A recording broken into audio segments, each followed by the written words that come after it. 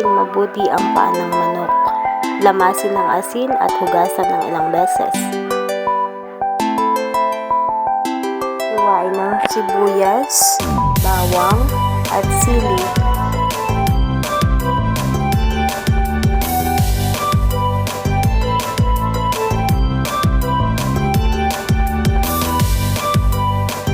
Painiting mabuti ang kawali at saka lagyan ng mantika. Igisa natin ang sibuyas, bawang, at ang paa ng manok. Halu-haluin ito. Lagyan natin ng soy sauce, oyster sauce, at saka haluin. Lagyan ng paminta, bitchin, at asin. Then, halu-haluin ito at takpan. Pag ganyan na po kalapot ang kanyang sabaw, pwede na natin siyang lagyan ng Sprite.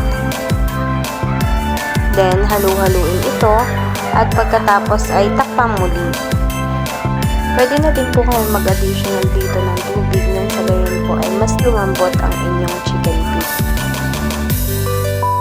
Pwede na po tayong maglagay ng vinegar.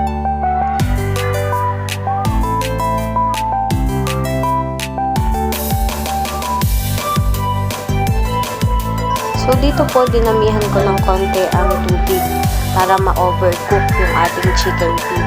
Para kapag kinain siya, sobrang lambot.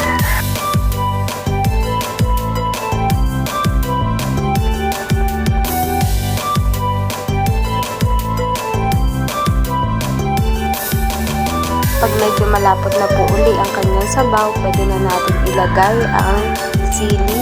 Pagkatapos po ay haluin ito.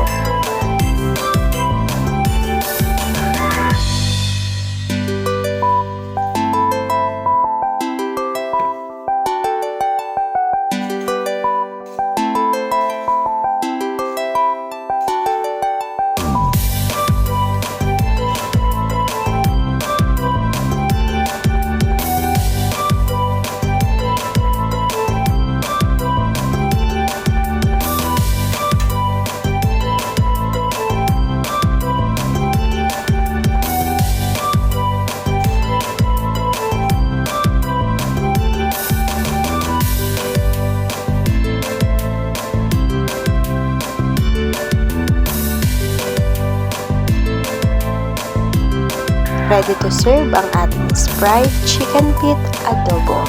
Thank you for watching!